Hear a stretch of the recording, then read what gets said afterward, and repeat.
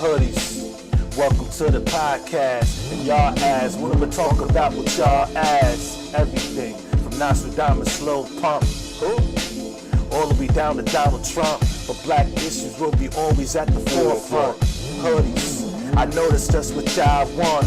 Black life, black love, all of the above. It's King Rashidi, hoodies, isotone the glove. I'm ready, it's Ride Scott Kings.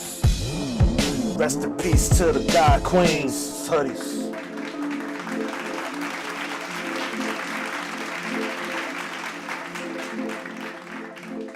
Yo, what's good? What's good? Yo, I want to welcome you to Hoodies, the podcast. I am King Rashidi. What's really good? I want to send a special shout out to all black people, black men, black women, black boys and girls. A special shout out to our black elders, those who put up with all the crap. We're still going through the crap, you understand? But for all of you, when things are always bad, but when it was like right in your face, now a lot of things are through symbolisms and shit like that. Our elders, man, special shout out to our elders, man. I love y'all. Thank you. Thank you. I appreciate y'all. Once again, this is Hoodies, the podcast, man. Thank you. First podcast ever. Why the name Hoodies?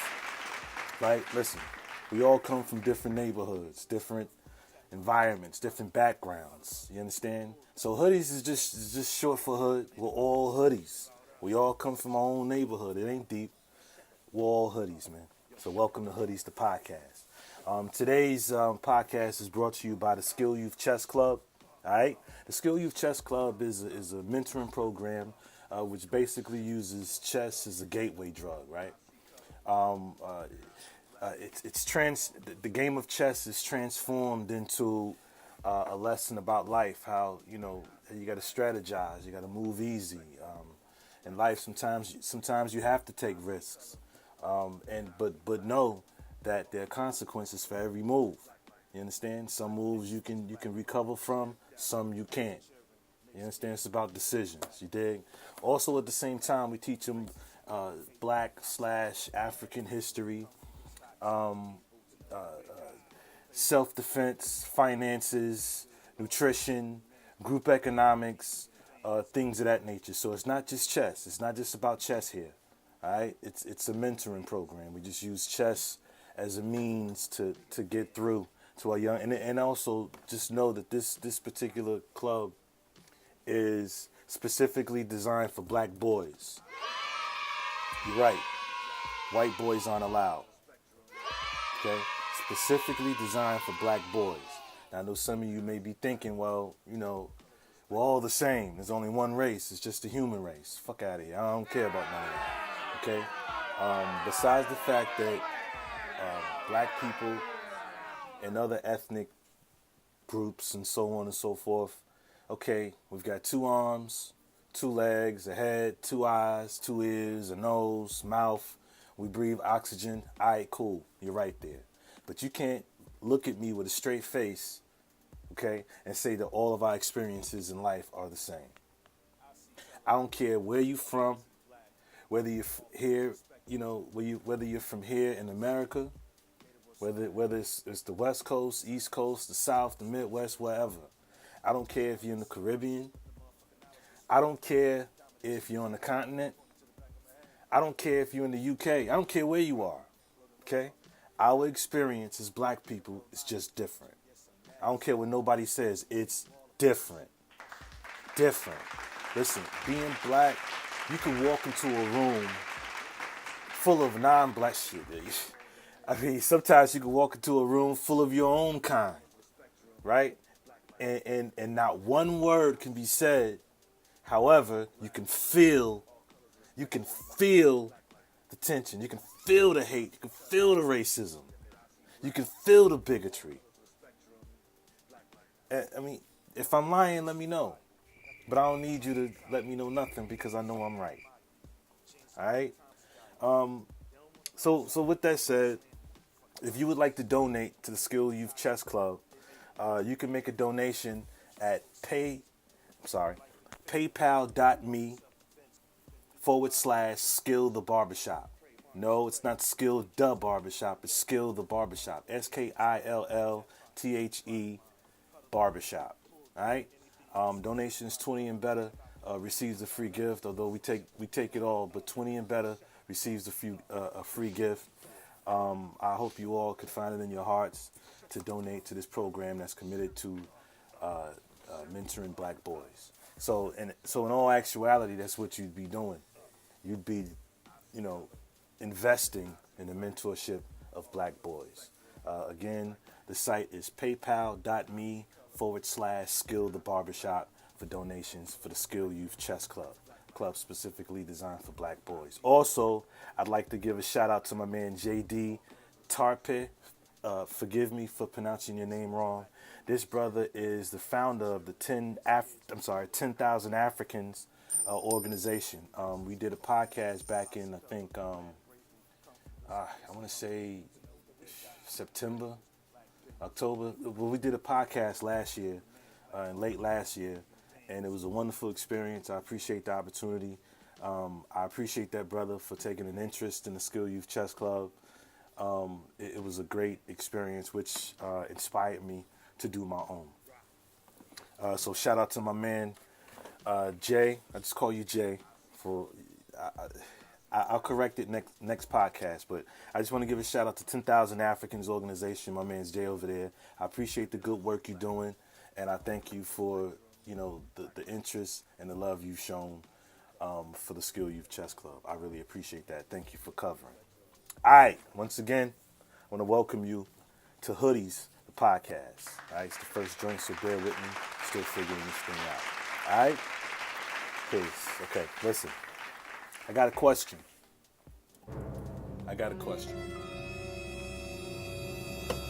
Y'all ready?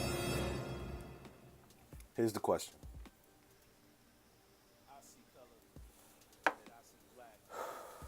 Check it. You got 100,000 black people outside your door, right? I don't care if you're outside of work, outside the grocery store. No, I'm not saying you are. I'm saying I don't care I don't care if you're inside of a grocery store or if you're at work or, I don't know. I don't care if you're in the attic. I don't care. I don't care where you are. There are 100,000 black people outside of wherever you are in this world, in this space and time. 100,000 black folk outside waiting for instruction from you. Now, mind you, these black folk are fed up. They've tried everything. They've tried voting. They believed in Brother Obama, which I got to say is dope, even though I don't think a lot was done on behalf of black folk. It's real dope how at least he didn't have a slave name. That's dope. That's dope right there. Barack Hussein Obama. That's the dopest shit ever, man. But I wouldn't say he did a lot of things for black folk. To be honest with you, it's unrealistic to expect him to have done anything at all. That's the one thing a lot of us woke folk do. On one end, we say the system ain't shit, right? But then we get upset at Brother Barack because he didn't do anything for us within that shitty system. I mean, come on. If we don't, either we don't believe in the system or we don't. Anyway, these folk, this 100,000 black folk outside, they voted. They believed in the whole concept of yes, we can for 2 terms, total of 8 years. We tried it all, and we're fucking done. We're fed up. We're done. There's 100,000 black folk outside your door, wherever you are right now, waiting for instruction from you. You, man. What do you say? What do you do? Think about that for a second. Come on, man. We always talking about how black folk, you can't get black folk together for nothing. Except church. Well, I was at the Million Man March, so, I mean, I know that statement is not true, but there are people who say that. You understand? There are some people who say that you can't get us all on one accord. And by the way, the march was beautiful, but not everybody was on this. Well, we had a common thing. That's what led us all there. But this 100,000 black folk right here that I'm talking about, all of them are on the same page. All of them are fed up and waiting for instruction from you. What would you say it do? Think about that.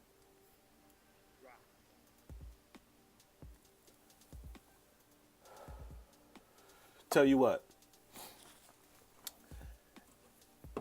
Let me say this, right? We are fucked over in so many ways, right? I would say this is just me. You probably got your own, but this is a question that we all should think about, right? So here's where I am with it. Here's where I'm at, right? Are any of you familiar with the Willie Lynch theory? The Willie Lynch syndrome? The Willie Lynch theory? Okay. You know about the white dude. I can't necessarily remember if this white dude's name was Willie Lynch or not. Right? But this white dude comes from the Caribbean, which pretty much lets you know, right? Which lets you know that there's probably a good chance that the Caribbean was already, that the Willie Lynch program was already being administered in the Caribbean already. So a white dude comes to Jamestown, Virginia. I'm in Newport News, Virginia, by the way. White dude comes to Jamestown, Virginia, and schools all the, in schools, slave masters and overseers alike about the Willie Lynch theory. Okay, turning everybody against each other. Light against dark, young against old, fat against skinny, male against, female, and how this whole thing would last for years to come. Now think about that, right? This didn't just happen to just a couple people. You know what I'm saying? Like Rashidi Bo, or Stanny Bo, or J Bo. Nah, this was plantation wide, meaning, I'm assuming. Fuck it. Plantation wide. Okay? So it just didn't happen on one plantation. This was the standard. It was a tactic, a program, if you will. Right? So think about that. Think about that real quick, because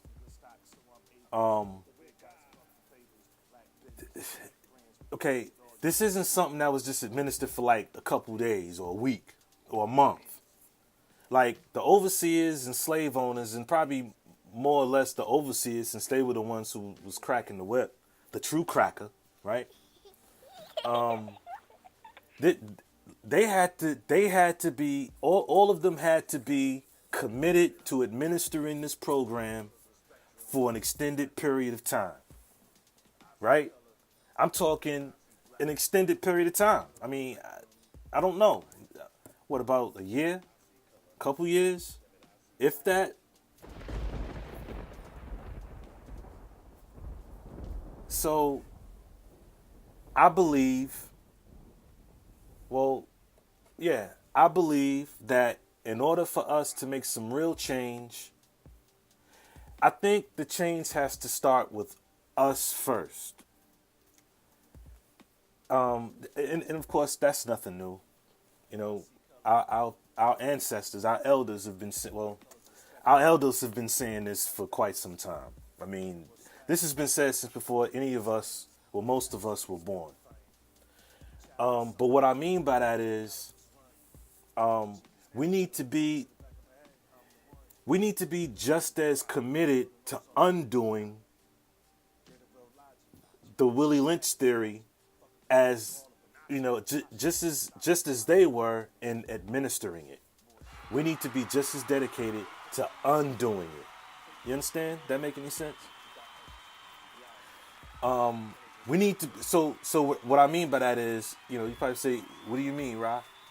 I mean, I mean, give up church. Fuck out of here with church and Jesus and all that shit. And listen, the only reason why I don't speak ill of Islam, like I speak about Christianity, is because at least,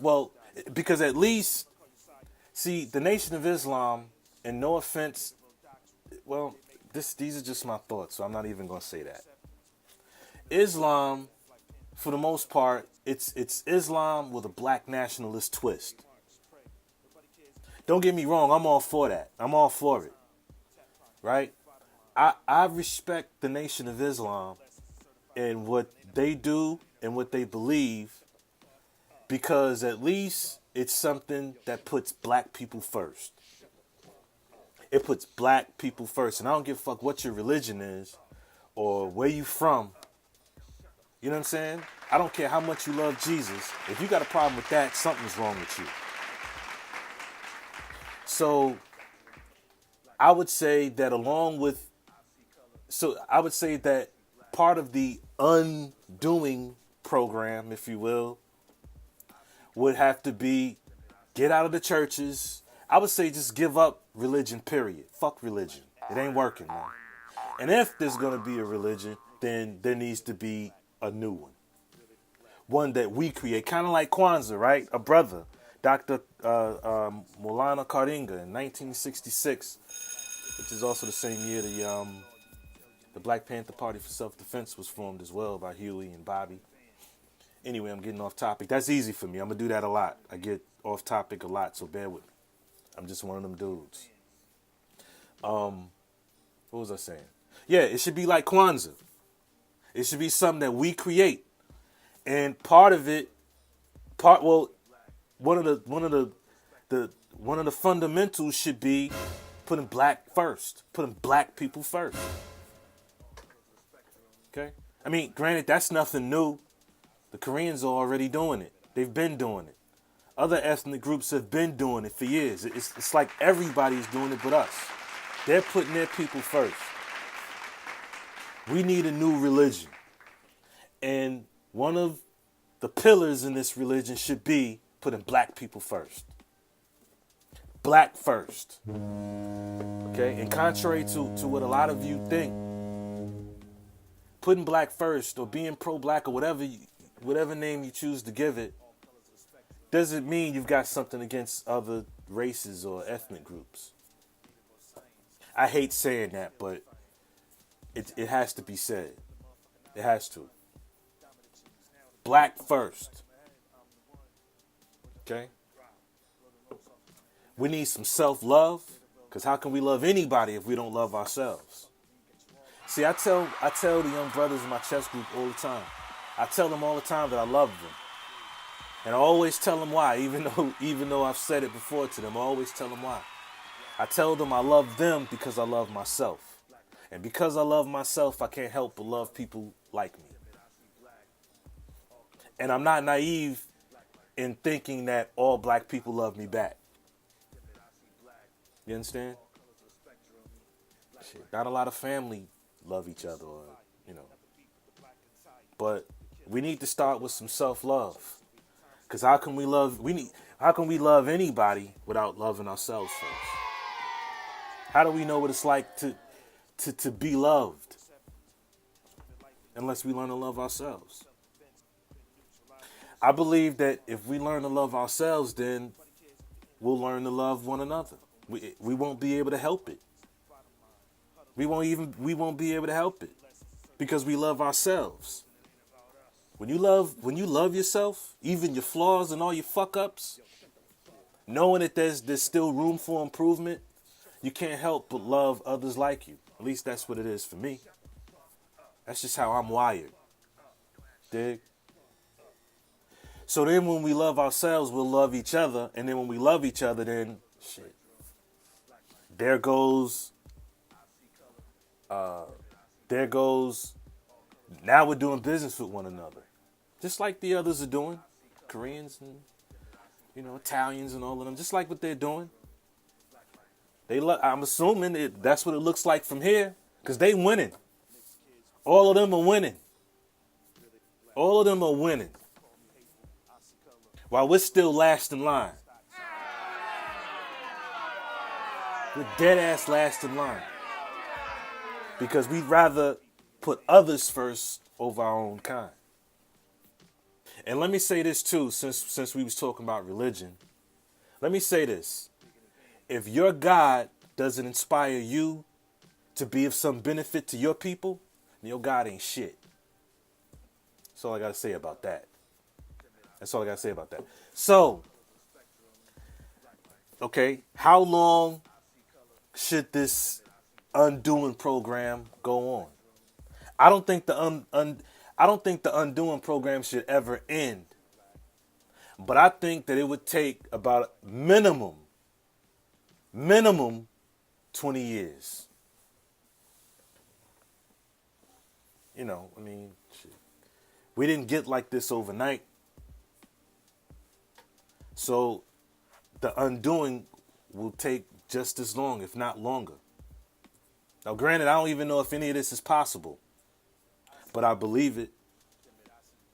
You look up belief. Google belief. Say it again. I don't necessarily know if it will work, but I believe it will. I know I won't stop mentoring kids and supplementing their education. So that's what I do. I take a portion of that 100,000 black folk and say, look, we need an undoing program. You, and all y'all over there, come with me. So in that group would be teachers, professors, those who aren't afraid to discipline, you know, because, you know, in this group, I'm sure going to be people from different professions. The field of education, law enforcement, you know, construction workers, foremen, barbers, tradesmen, if you will, all kinds of people. I'd say we put our dollars together too and build some shit and stop talk. That's another thing that's been talked about since forever too. But this is what I tell that fed up group. Let's get the fuck out of the church. Let's take all those dollars and let's build something, man. For real, for real. And I know what y'all thinking. It's the same shit everybody says. Well, even if you do build something, you know, you still gonna need somebody to run it. Somebody still gonna have to be. I hate that shit, man. Because when people say that, you give me the impression that you think we aren't sophisticated enough to make that happen. I hate that shit. I hate it. I'm confident in us. I'm confident in us because I'm confident in myself. Because I love us. Because I love myself. Hey, the law enforcement guys, ex-military guys, there's our security right there. It can be done. I believe it can be done. That's what I tell. That's some of what I tell the 100,000. Don't say we ain't got the money, because we're the biggest consumers in America. Don't say that. Okay? Come on, man. Our swag is the most emulated in the world. We set the standard. Everybody copies off us. So you can't say that we can't generate income through entertainment and so on and so forth. Which is why I don't understand about Tavis Smiley and Tom Joyner and what's the other dude? Roland Martin, which I ain't too fond of. I wasn't feeling that Dr. Umar situation. I wasn't feeling the ambush that he had on the show. Regardless of how you feel about the brother. That was whack. But I'll touch on that a little later. All right, but think about that. What would you do? What do you feel is the answer? I think the whole undoing program, I believe that is, I believe that that's logical. I believe that's something that is tangible. I believe that's something that we can really make happen. Don't tell me we don't have, don't say where the money gonna come from. That's stupid. Don't tell me that. Because we got the money. Okay? We got Gucci belts. We got J's. We got weed. We got True Religion jeans. We got, come on, man. Come on. We got gold grills. Stop playing. We got exotic cars, rims, sound systems. We got all that shit. Trust me, we got the money. Somebody say where the money gonna come from? Don't even say nothing. Just look at them like they stupid. Because it does, in fact, sound stupid. Fuck out of here. Talking about where the money gonna come from and we're the biggest consumers in America. Really? Come on, man. Knock it off. You playing games. We got the money. And along with that, it would be foolish for us to think that everybody is going to be down with it. But not this group. This is the 100,000 black folk who are fed up with everything and they're just waiting on instruction from us. Dig what I'm saying?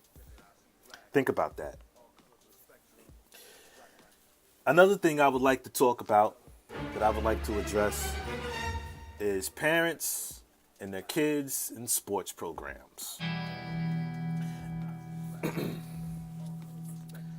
I'm not knocking it, because where would Bubba Chuck be if his mom didn't enroll him in a basketball program? Where would he be today? I can hear y'all making jokes now saying, but shit, what is he doing? Hey, he's a Hall of Famer. So get out of here with that.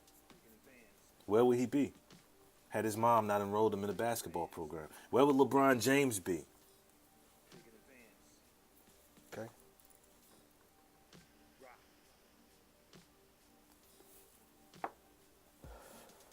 Where would any disenfranchised black boy be had their parents not enrolled them in a basketball program or a football program? I mean, kids see Steph Curry on TV and they want to play basketball. Okay, I get it. Kids see Cam Newton, Odell Beckham playing football, so they want to play football. Kids see, I don't know, Power Rangers and you know, whatever other, you know, action flick, and, you know, they want to take things like karate, jiu-jitsu or something like that. Where's the same enthusiasm for mental athletics, if you will? Yeah, you guessed it. I'm talking about the chess club again. How come we don't see more kids? Let's just keep it real. It's a thinker's game. It's a thinking game. You got to think. You understand? Not only do you have to think, but you got to think ahead. Tell me that's not beneficial, man. Tell me that's not beneficial to a kid. I mean, it's sure somebody would, but I just tell you, shut the hell up. Why is it like that? I mean, I get why it's like that, because, say, a chess master, you know, they don't have a big fat contract, or there's no scholarship for them. Maybe that's something that myself and that 100,000 can come up with. Man, imagine a community, man, where the teachers get paid. I mean, paid. The teachers are getting paid. The thinkers are getting paid, man. Imagine that. Right?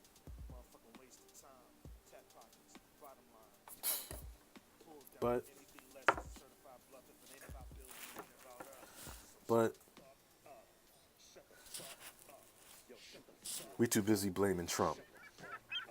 Yeah, I said it. We too busy blaming Donald Trump. Nobody said shit when Brother Barack was in there. Did they? Nobody said shit. Well, I did. Eventually, I did. But most people, yo, black people, black people treat the, well, I ain't gonna say the whole administration, but damn near, black people treat Barack like he's Jesus, which is. First of all, let me say this. I gotta put this out. Okay? I admit, at first, I drank the Kool-Aid too. I drank the Kool-Aid too. I didn't know what Brother Barack, excuse me, I didn't know what he stood on. I didn't even care.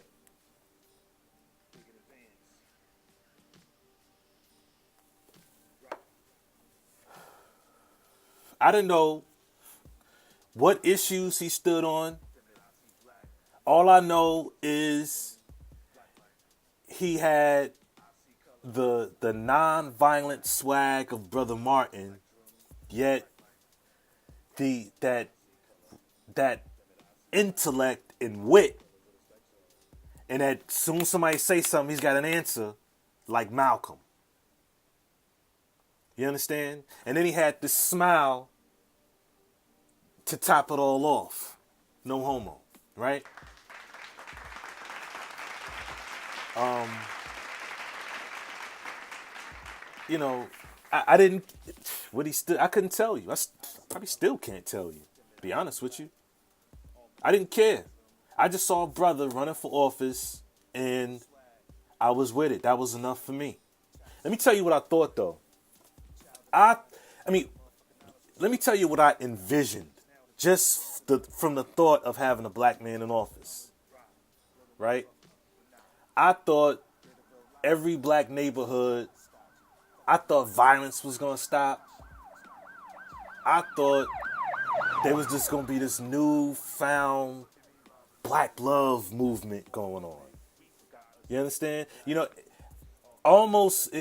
my thoughts were almost similar to, um, remember the Afrocentric era in hip hop when everybody was rocking the beads, the wooden beads with then you had the African medallions. You know what I mean? We was rocking dashikis.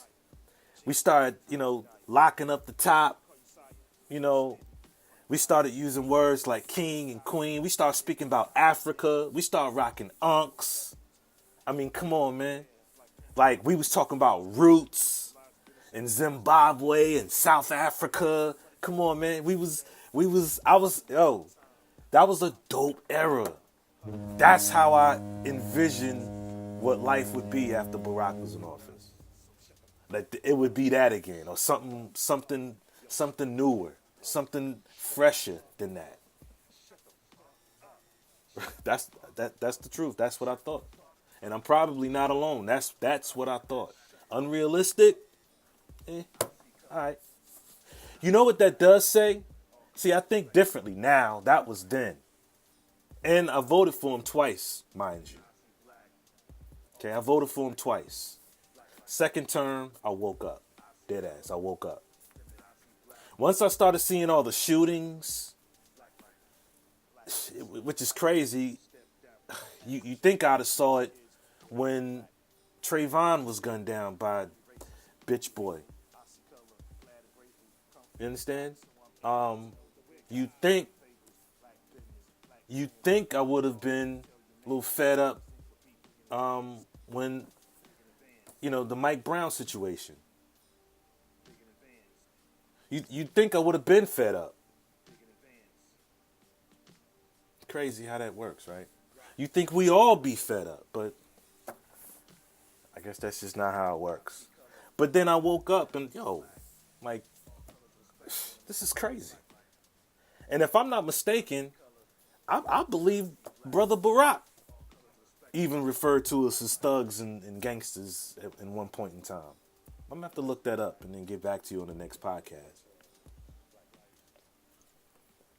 But if I'm not mistaken, Brother Barack did say something.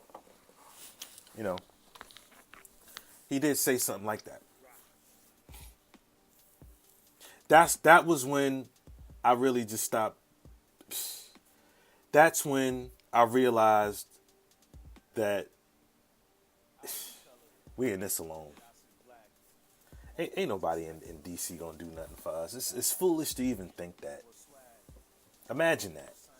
Imagine how hard up for a savior we are to expect the president of the United States to do something on behalf of black people, whether he's black or not. Like, think about that. And I'll eat that because I voted for the brother twice. It's kind of stupid, you know, it's kind of stupid now, you know, looking back in hindsight, it was just real stupid to expect such a thing. It's just fucking stupid.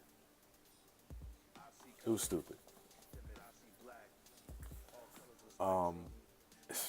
Listen, if anything's gonna be done on behalf of black folk, we're gonna have to do it.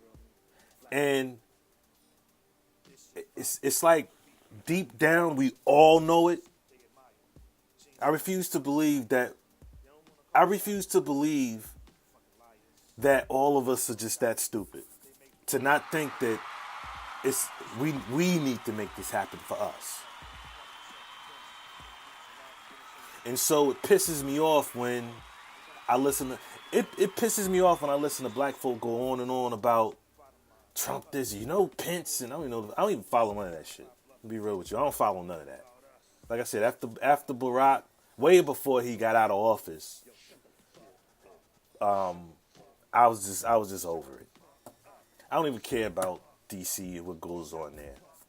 This last election thing, I ain't even paying attention. So it really bugs me out to listen to black folk complain about Trump as if I don't give a damn if he wasn't this asshole everybody says he is. I don't care.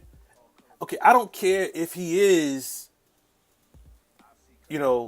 saying and doing things that are unbecoming of a president. That means nothing to me. I don't give a damn if he was a so-called stand-up white dude. He still ain't gonna get shit done on behalf of black people. You're a fool if you think that. I mean, maybe some symbolic shit, which is looking back, all that's about all Barack was. It's just a symbol. Just like putting Harriet on the 20. It's just symbolism. That's all. It's just some bullshit symbolism to give off this false illusion that progress has been made. That's it. We still losing. We still last in line. Give a fuck who. It don't matter. Okay, we are last in line. We're last in line, man. And the only people that's going to get us in line is us. It's going to be us. It has to be us. We're on our own. Black man, you are on your own. Shout out to Steve Biko. We are on our own. And it's almost like everybody's either too lazy or too afraid to get involved. So as a scapegoat, we talk about Trump. You hear black folks saying, yeah, the way things are now, man. Fuck out of here.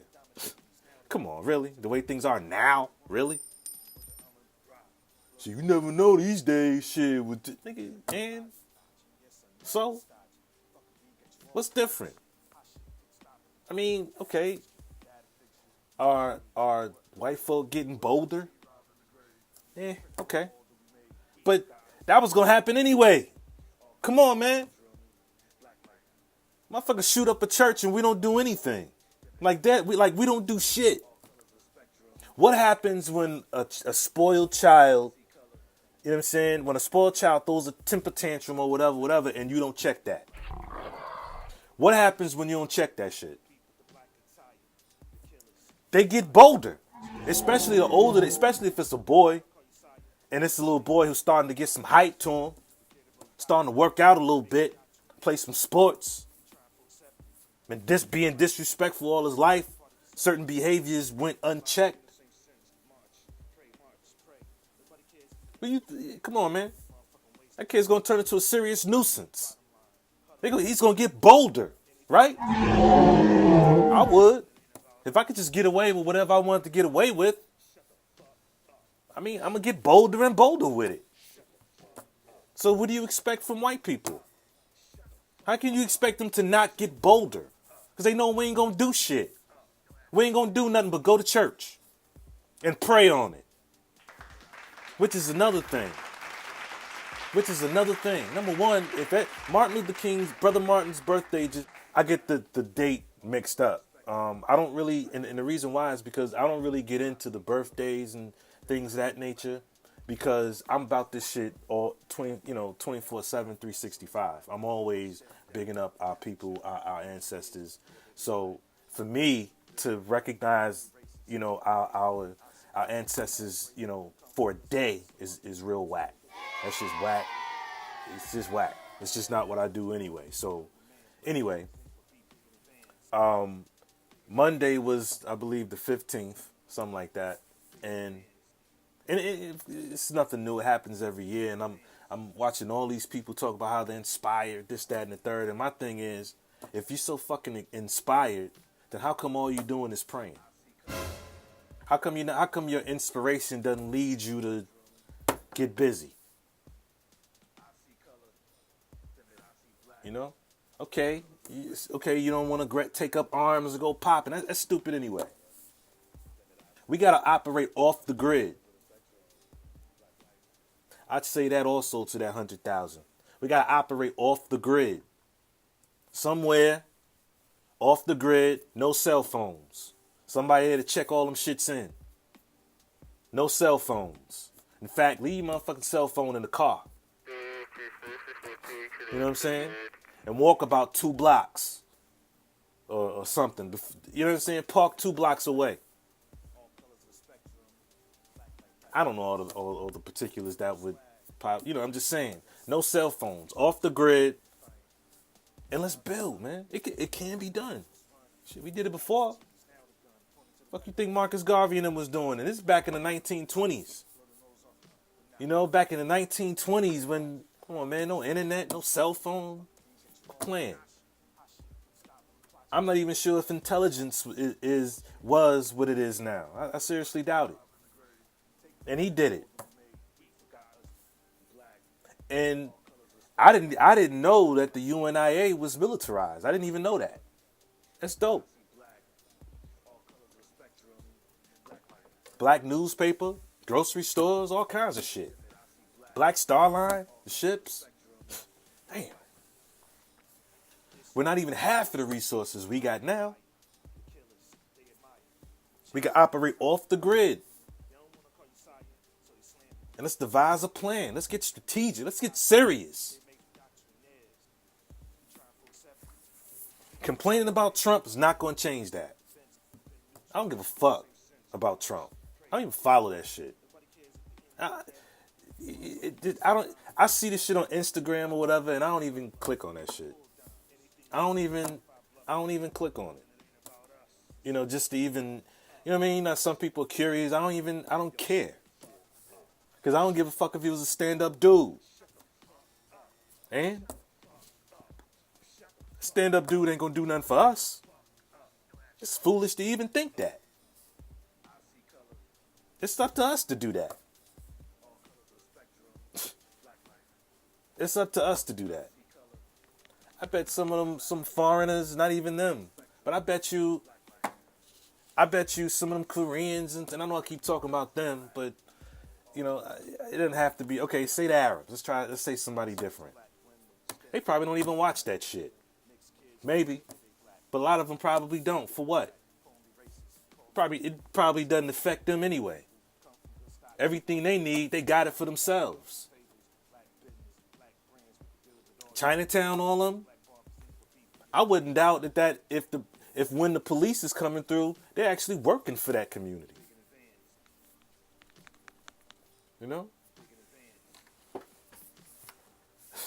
It's crazy. We're last in line. And another thing, if you truly believe that no weapon formed against you shall prosper, why you so fucking scared? If that's what you really believe, why are you so scared?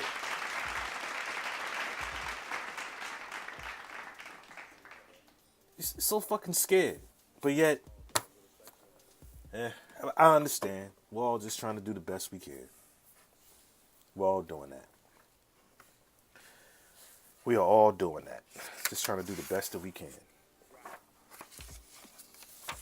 Also, I know this is kind of old news, but that whole Tavis Smiley, Tom Joyner, and Roland Martin. I think Roland Martin lost his show on TV One. That's the brother that ambushed Dr. Umar. And I know y'all probably talking shit now because, you know, some of what Dr. Umar is dealing with. I don't know, man. Him and Tariq, man, I like both them dudes, but I don't really get in. I think it's kind of whack how they going back and forth, and I just think it's kind of whack. You know what I mean? I love the information that they both bring. But as far as the bickering, I think it would be real dope if the both of them hashed it out where everybody could see two brothers, you know, act like men and hash it, you know, just and piece things up. That would be dope. But hey, it is what it is. You know, I'm not them. I'm not the big time scholar like them, like Dr. Umar or Tariq Nasheed or Brother Polite. I like all them dudes. I've learned a lot just from listening to them. I've gone to get different books on some of the things that they've talked about and read them, which would also be a dope podcast. And we're going to talk about everything around here. But yeah, as far as Tavis Smiley, Tom Joyner, you know, feeling some type of ways from losing their shows. And things may have changed for them since then. But instead of boo-hooing about being cut, why don't you start your own situation? Roland Martin may have already. I think I might have seen that somewhere. But yeah, you ain't never hear Sonetta getting fired from his show. Shout out to Sonetta. Never met any of those brothers I just mentioned. But I'm familiar with them, and I appreciate their work. They've inspired me to do what I'm doing right now. You know what I'm saying? So, yeah, really wanted to do this time around was, you know, the first time was just give you a taste of who I am, what I'm about, and what's in the store. I'm going to have the dopest interviews, no holds barred. Just listen, black folk, this is for us. This is our forum right here. Real conversation. Real conversation with folk that's really trying to get shit popping. You are now listening to the dopest podcast you will ever follow. See what I'm saying? Once again, this podcast was brought to you on behalf of Black Barbers Inc., the brand and the union.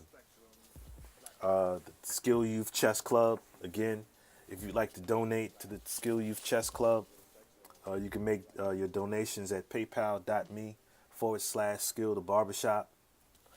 And once again, another shout out to JD at 10,000 Africans. Tune in next time. I got something special for you, deadass. Thank you for tuning in. I'm King Rashidi. Stay up. It's Hoodies. Hoodies.